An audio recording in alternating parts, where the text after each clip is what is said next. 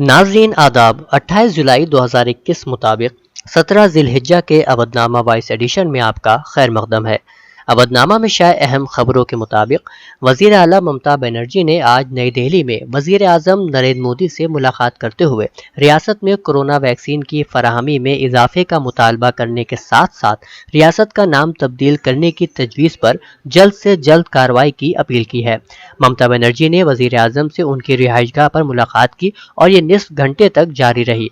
दोनों के दरमियान मुलाकात खुशगवार माहौल में हुई। वज़ीर आज़म मोदी से मुलाकात के बाद प्रेस कॉन्फ्रेंस में पेगासस से मुताल्लिक कहा कि इस सिलसिले में वज़ीर आज़म मोदी को कुल जमाती मीटिंग बुलानी चाहिए और सुप्रीम कोर्ट की निगरानी में तहकीकात होनी चाहिए। ताहम ममता बनर्जी ने ये नहीं बताया कि आया इस मामले पर उनसे वज़ीर आज़म के साथ कोई बातचीत हुई भी है या नहीं।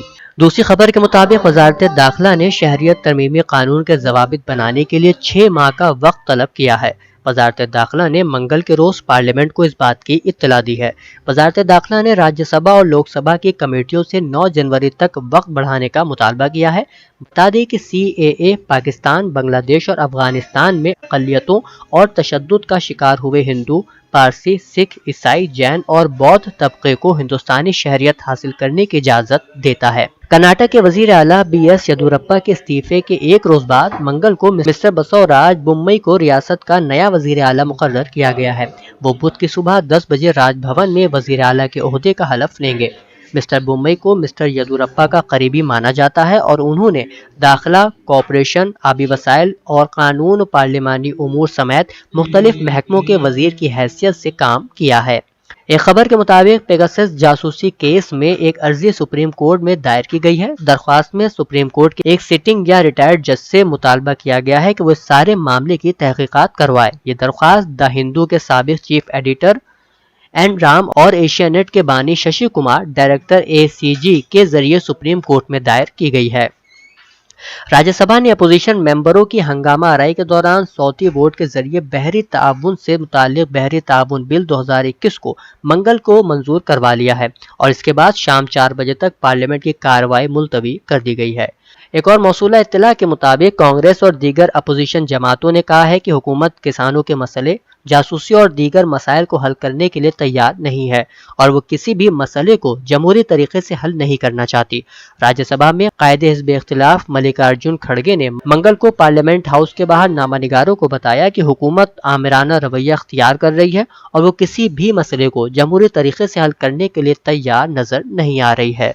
अवधनामा में शाये जिले की खबरों में अम्बेडकर नगर में मुमताज फारसी स्कॉलर प्रोफेसर ऐनुल हसन को मौलाना आज़ाद नेशनल उर्दू यूनिवर्सिटी हैदराबाद का नया वाइस चांसलर बनाए जाने पर मारूफ आलिम दीन मौलाना मेहदी हसन वाइस जलालपुरी ने खुशी का इजहार करते हुए कहा कि प्रोफेसर ऐनुल हसन फारसी व मुतालियात वस्ती एशियाई उलूम के प्रोफेसर की हैसियत से जवाहरलाल यूनिवर्सिटी नई दिल्ली में खिदमत अंजाम दे रहे हैं। खतीब असर ने कहा कि तदरीसी खिदमत के साथ साथ उन्होंने मदह मोहम्मद व आले मोहम्मद में जो अशार कहे हैं वो नाकाबिल फरामोश हैं। वो हमारे वतन जलालपुर हर साल जिक्र मोहम्मद वाले मोहम्मद के लिए आते हैं। मैं अपने वतन जलालपुर की जानिब से भी प्रोफेसर ऐनुल हसन साहब की खिदमत में मुबारकबाद पेश करता हूं और उम्मीद करता हूं कि आप इस मनसब को बखूबी अंजाम देते रहेंगे और मानो आपकी निगरानी में कामयाबी की मंजिलों को तय करता रहेगा। अमरोहा में बज़्म निदाए अफसर की जानिब से शमीम अब्बासी की याद में एक शहरी महफिल फातिमा कॉन्वेंट स्कूल में मुनक़िद हुई, जिसकी सदारत सीनियर शायर मैकश अमरोहवी ने की। मेहमान खुसूसी के तौर पर जावेद इकबाल और हाजी खुर्शीद अनवर मसनद पर जलवा अफरोज रहे।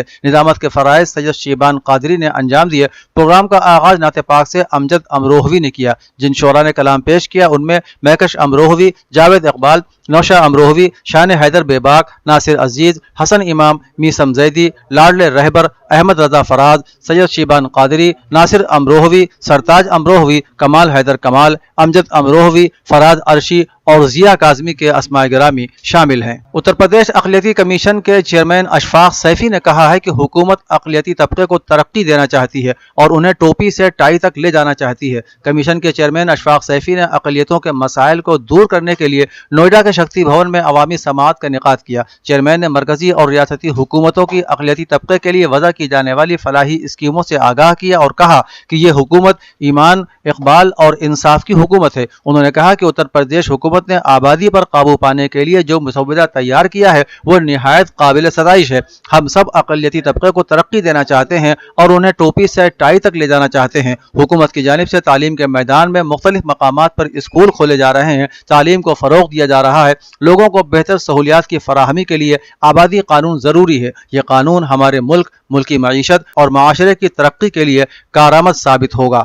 سنبھل میں وکاس وکلانگ سیوا سمیتی نے اسمولی آفس میں ایک پروگرام کا انعقاد کیا جس میں دنیا کے عظیم سائنسداں اور ملک کے سابق صدر جمہوریہ APJ عبدالکلام کو نم آنکھوں سے خراج عقیدت پیش کیا گیا۔ سمیتی کے صدر آس محمد نے اپنے خیالات میں کہا کہ میزائل مین اور ہندوستان کے سابق صدر جمہوریہ نے یہ ثابت کیا کہ غریبی کسی راہ میں حائل نہیں ہو سکتی۔ سمیتی کے عہدیداران نے کہا کہ عبدالکلام صاحب کی زندگی ہمارے لیے مشعل راہ ہے۔ وہ اتنے غریب گھرانے میں پیدا ہوئے کہ مفلسی کی وجہ سے شادی بھی نہ کر سکے، مگر تعلیم اور آگے بڑھنے کا حوصلہ نہیں چھوڑا، اور یہ وہ حوصلہ تھا جس نے انہیں نہ صرف سائنس کے میدان میں بلکہ سیاسی پلیٹ فارم پر بھی دنیا کے افق پر نمایاں کیا۔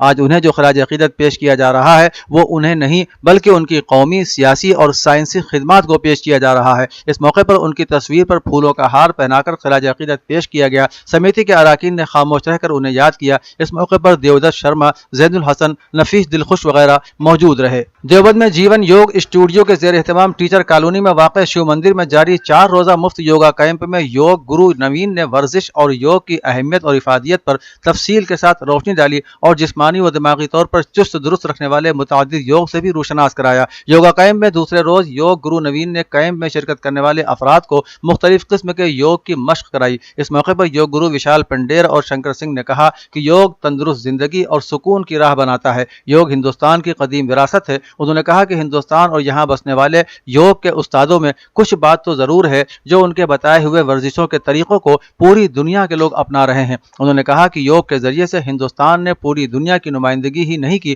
بلکہ قیادت بھی کی ہے۔ اتر پردیش میں لکھنؤ کے Sanjay Gandhi post graduate institute of medical sciences میں داخل سابق وزیر اعلیٰ کلیان سنگھ کی طبیعت میں افاقہ نظر نہیں آ رہا ہے۔ بھارتیہ جنتا پارٹی کے سینئر رہنما کی صحت پر خصوصی ڈاکٹروں کی ٹیم مسلسل نظر رکھے ہوئے ہے۔ اس درمیان وزیر اعلیٰ یوگی آدتیہ ناتھ منگل کے روز مسٹر سنگھ کی عیادت کو پہنچے۔ مسٹر یوگی نے انسٹیٹیوٹ کے ڈائریکٹر سے سابق گورنر کی صحت کے بارے میں معلومات حاصل کی۔ ڈاکٹروں کے مطابق مسٹر سنگھ کی کڈنی کمزور ہو گئی ہے اور ان کا مسلسل ڈائلیسس کیا جا رہا ہے۔ انہیں 3 جولائی کو doctor Ram Manohar Lohia institute of medical sciences میں داخل کروایا گیا تھا، جہاں سے حالت سنگین ہونے کے بعد 4 جولائی کی شام سنجے گاندھی PGI میں انہیں شفٹ کیا گیا۔ خواتین کی سیکورٹی، احترام اور خود اختیاری کے لیے مشن شکتی کے پہلے اور دوسرے مرحلے کی کامیابی کے بعد جلدی ہی یوپی میں پھر سے مشن شکتی کے نئے مرحلے کا آغاز ہونے جا رہا ہے۔ آفیشل ذرائع نے منگل کو بتایا کہ وزیر اعلیٰ یوگی آدتیہ ناتھ کی ہدایت ہے کہ صحت، تعلیم، گرام وکاس، پنچایتی راج، خواتین و اطفال بہبود آپسی رابطے کے ساتھ مشن شکتی کے اگلے مرحلے کا تفصیلی عملی خاکہ تیار کریں۔ اس کے ساتھ ہی انہوں نے افسران کو ہدایت دیتے ہوئے کہا کہ خواتین سے جڑے مجرمانہ واقعات پر سختی کے ساتھ فوراً کارروائی کی جائے۔ وزیر اعلیٰ کنیا سمنگلا اسکیم اور وزیر اعلیٰ اجتماعی شادی جیسی اسکیموں نے لڑکیوں اور ان کے سرپرستوں کو بڑا سہارا دیا ہے۔ ایسے میں ریاست میں مشن شکتی کے پہلے اور دوسرے مرحلے کی کامیابی کے بعد وزیر اعلیٰ یوگی آدتیہ ناتھ نے متعلقہ محکموں اور افسران کو مشن شکتی کو نئی توانائی کے ساتھ نیا رخ دینے کا حکم دیا ہے۔ سماجوادی پارٹی سربراہ اکھلیش یادو نے کہا ہے کہ بے روزگاری کے اس دور میں اتر پردیش میں لاکھوں نوکریاں بانٹنے کا تماشا ہو رہا ہے، جبکہ آئے دن نوجوان دھرنا اور مظاہرہ کر رہے ہیں اور پولیس ان پر لاٹھیاں برسا رہی ہے۔ مسٹر یادو نے منگل کو کہا کہ BJP نے اپنے انتخابی منشور میں ہر سال 70 لاکھ نوکریاں دینے کا وعدہ کیا تھا، لیکن نوکری کسی کو نہیں ملی۔ BJP حکومت کے 5 سال کے میعاد کار میں اب چند مہینے ہی بچے ہیں۔ تمام دعووں کے باوجود نہ تو باہر سے سرمایہ کاری آ رہی ہے اور نہ ہی کاروبار لگ رہے ہیں۔ انتظامیہ اور حکومت ان کی بات سننے کو بھی تیار نہیں ہے۔ ایک سروے رپورٹ کے مطابق سال 2018 میں بے روزگاری کی شرح 5.92% تھی، جبکہ 2019 میں یہ شرح بڑھ کر 9.97% ہو گئی، یعنی بے روزگاری شرح میں 2 گنا سے زیادہ اضافہ ہوا۔ سال 2020 لاک ڈاؤن میں نکل گیا۔ 2021 میں پھر کیسے بے روزگاری کی شرح کم ہو گئی، اس کا جواب وزیر اعلیٰ کو دینا چاہیے۔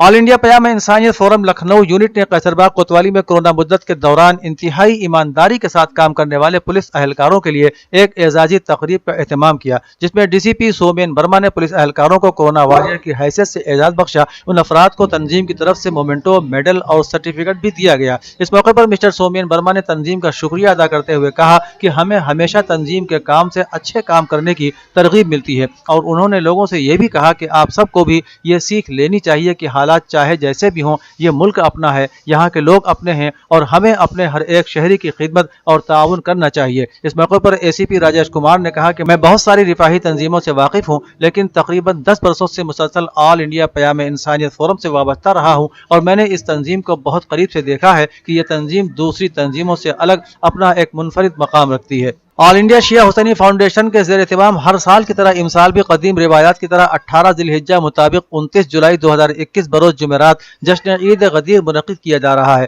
پروگرام کے مطابق روضہ شبیہ نجف رستم نگر لکھنؤ میں نماز ظہرین ٹھیک 1 بجے دن میں باجماعت ہوگی۔ بعدہ مولانا سید عباس ارشاد صاحب محفل فضائل بیان فرمائیں گے، جس کے بعد محفل فضائل کو مولانا مرزا جعفر عباس خطاب فرمائیں گے۔ حسینی فاؤنڈیشن کے صدر مولانا مرزا ممتاز علی کے مطابق کووڈ-19 کے سبب گائیڈ لائن کا خیال رکھا جائے گا، لہذا امسال جلوس عید غدیر کو ملتوی کر دیا گیا ہے۔ بعد ختم محفل دسترخوان کا اہتمام کیا جائے گا اور نظر مولائے کائنات ہوگی۔